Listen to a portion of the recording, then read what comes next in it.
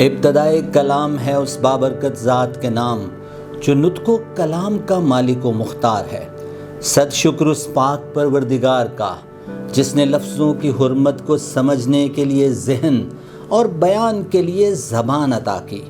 صد شکر اس مالک کائنات کا کہ جس کے قبضہ قدرت میں میری آپ کی ہم سب کی جان ہے۔ دوستو، یہ کائنات ایک حادثہ نہیں، کیونکہ حادثوں میں اس قدر حسن نہیں ہوتا۔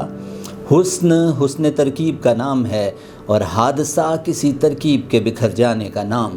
زمین و آسمان کی پیدائش میں، دن اور رات کے آگے پیچھے آنے جانے میں، جلوہ ہے بس اسی ذات کا جلوہ، جو دن کو رات اور رات کو دن بنا رہا ہے، وہی خدا ہے۔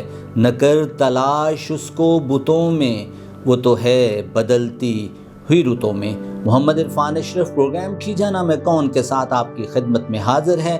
کی جانا میں کون بلیا، کی جانا میں کون، نہ میں مومن وچ مسیتاں، نہ میں وچ کفر دیاں ریتاں، نہ میں پاکاں وچ پلیتاں، نہ میں موسیٰ نہ فرعون، کی جانا میں کون۔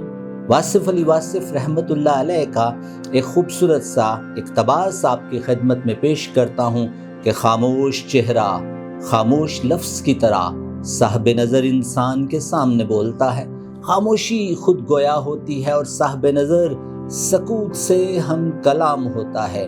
اس پر عجیب عجیب انکشافات ہوتے ہیں، اس پر رازہائے سربستہ کھلتے ہیں، اس پر افکار عالیہ کا نزول ہوتا ہے، اس پر پرانے اسماء کے نئے معنی اپنی نئی جہتوں اور نئی صورتوں کے ساتھ اترتے ہیں، اس پر علامات کا در یوں واہ ہوتا ہے کہ وہ رموز مرگ و حیات سے باخبر ہو جاتا ہے۔ جو واقعات ہو چکے اس کی نظروں کے سامنے ہونے لگتے ہیں، اور جو واقعات ابھی پردہ غیب میں ہیں ظاہر ہونا شروع ہو جاتے ہیں۔ یہ ایجاز ہے چشم بینا کا۔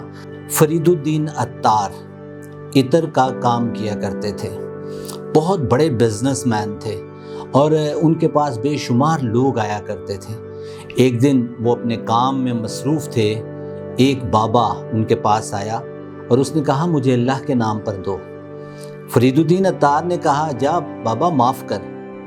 اس نے کہا تمہیں دولت سے اتنی محبت ہے؟ تو بابا فرید الدین عطار نے کہا تمہیں نہیں ہے؟ تو اس نے کہا اتنی محبت ہے تو مرو گے کیسے؟ بابا فرید الدین عطار نے کہا تو تم مر جاؤ۔ اس بندے نے زمین پر اپنی چادر بچھائی لیٹا اور انا للہ و انا الیہ راجعون ہو گیا۔ بابا فرید الدین عطار نے جب اس کو دیکھا تو پریشان ہو گئے، یہ کیا ماجرا ہوا کہ ایک بندے کو میں نے کہا کہ تو مر جا اور وہ مر گیا۔ دوستو، اس کے بعد بابا فرید الدین عطار کی زندگی بدل گئی۔ انہوں نے اللہ سے محبت کرنا شروع کی، اللہ کے بندوں سے محبت کرنا شروع کی۔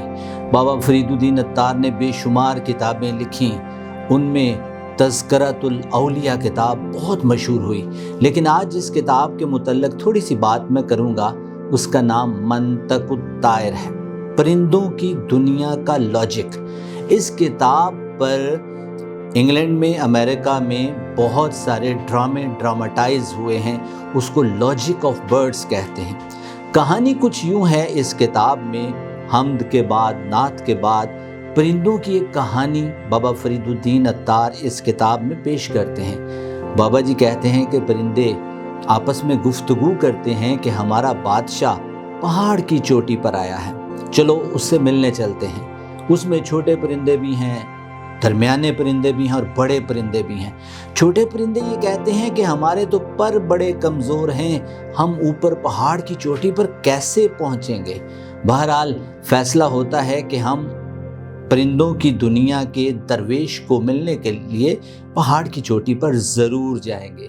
وہ سفر کے لیے کمر کس لیتے ہیں اور آگے بڑھنے کی کوشش شروع کر دیتے ہیں۔ راستے میں 7 وادیاں آتی ہیں، ان 7 وادیوں میں سے کچھ پرندے وادی کی خوبصورتی میں ایسے مگن ہوتے ہیں کہ وہیں رک جاتے ہیں، اور کچھ پرندے تھک جاتے ہیں۔ دوسری وادی میں بھی کچھ پرندے خوبصورتی میں مگن ہو جاتے ہیں، کچھ پرندے آگے چلتے ہیں۔ اسی طرح تیسری، چوتھی، 5ویں، 6ٹھی اور 7ویں وادی کو پار کر کے 30 परिंदे पहाड़ की चोटी पर पहुंचते हैं। वहां जाकर वो आवाज लगाते हैं कि जिस परिंदों की दुनिया के दरवेश को, बादशाह को हम ढूंढने आए हैं, वो हमें नजर नहीं आ रहा। तो फिर गैब से एक आवाज आती है कि नदी के पानी के अंदर देखो। वो पानी के अंदर देखते हैं तो उनको अपनी ही शक्लें नजर आती हैं। एक और आवाज आती है, जो यहाँ पहुंच जाता है वही तो बादशाह है। दोस्तों, जब आप मनाजिल को तय करते हैं और मनाजिल को तय कर कर आप किसी मंजिल पर पहुंचते हैं तो आपकी मुलाकात आपके अपने ही आप से होती है। वक्त के दरवेश के पास हमारे उस्ताद मोहतरम मिलने के लिए पहुंचे। उन्होंने कहा कि हमें साहब हाल से मिलना है। वक्त के दरवेश ने कहा, साहब हाल से मिलकर क्या करोगे?